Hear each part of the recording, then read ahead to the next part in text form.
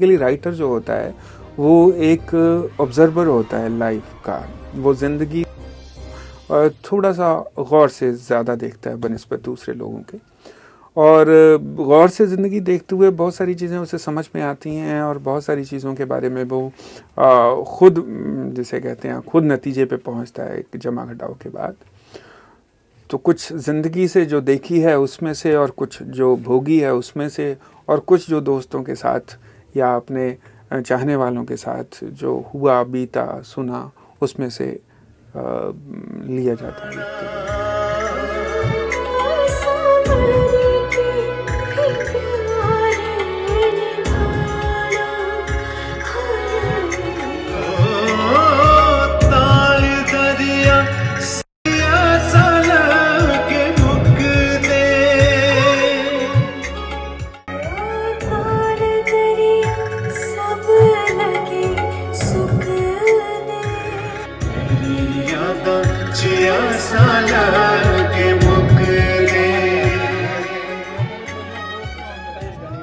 लिखा, क्या मूड था और किस गाने के बारे में बताऊं?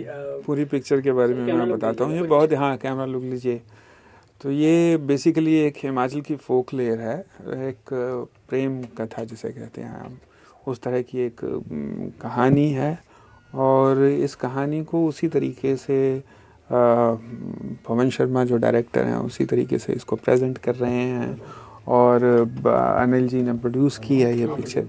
और जिस तरह की सिचुएशन होती है उस एक प्रेम कहानी में, एक मोहब्बत की भी कुछ गाने होते हैं, कुछ एक संजीदा किस्म के सॉन्ग भी होते हैं। तो वो सब इस पिक्चर में, ब्रीना जिसका नाम है, उसमें है, और जो लौला दूसरी है उसमें भी उसी तरीके के गाने हैं।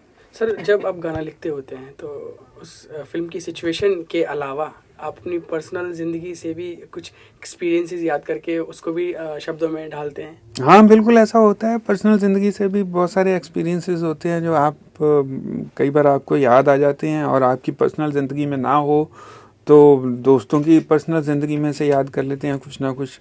तो कुछ ज़िंदगी से जो देखी है उसमें से, और कुछ जो भोगी है उसमें से, और कुछ जो दोस्तों के साथ या अपने चाहने वालों के साथ जो हुआ, बीता, सुना, उसमें से लिया जाता है लिखते हुए। जी, सारी सिचुएशन आपकी वास्तविक ज़िंदगी से और फिल्मों की ज़िंदगी से मिलती हो? कोई एक सिचुएशन आपने ऐसी फेस की हो जो आपने ना ही अपने दोस्तों की ज़िंदगी में देखी हो, ना ही अपनी ही ज़िंदगी में देखी हो, और उसके बारे में आपको फिल्म में उससे संबंधित आपको लिरिक्स देने हैं, तो उस सिचुएशन में आप क्या करते हैं सर? फिर इतिहास होता है, मतलब इतिहास में बहुत सारी ऐसी कहानियां हैं, बहुत सारे ऐसे क्लासिक्स जिसे कहते हैं एक लिखे जा चुके हैं, बहुत सारे ऐसी पोइट्री, बहुत सारे ऐसे नॉवेल्स जिसमें ज़िंदगी की तकरीबन हर सिचुएशन के बारे में कुछ ना कुछ बयान ज़रूर होता है। जैसे रिसेंटली एग्जांपल मैं आपको देता हूँ, मेरी एक पिक्चर अभी हाल फिलहाल में रिलीज़ हुई थी, तमाशा, जो जिसके गाने काफ़ी लोगों ने पसंद भी किए। उसमें एक गाना था चली कहानी।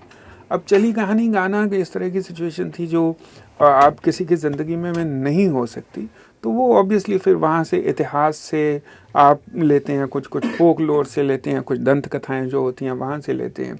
तो उस तरह से आप फिल्म में सिचुएशन के हिसाब से, भले वो रोमांटिक सिचुएशन हो, भले वो संजीदा सिचुएशन हो या खुशी की सिचुएशन हो, आप अपने आप को या अपने लफ्ज़ों को ढालते हैं। जी जी। सर, कोई सैड सॉन्ग है और आपका मूड अच्छा है, यू आर फीलिंग गुड, तो सर उसको, सैड सॉन्ग को लिखते हुए फिर आपको मूड अपना बनाना पड़ता है, या फिर आप एक पर्टिकुलर टाइम पे वेट करते हैं कि उस टाइम मैं दुखी होऊंगा और उस टाइम लिखूंगा ये गाना? देखिए, दुखी होने के लिए कोई इंतज़ार नहीं करता, खुश होने के लिए सब लोग इंतज़ार करते हैं। मतलब अगर सैड सॉन्ग लिखते हैं तो सैड मूड का इंतज़ार करें, तो हमारा तो सैड मूड कभी होता ही नहीं, सच पूछो तो।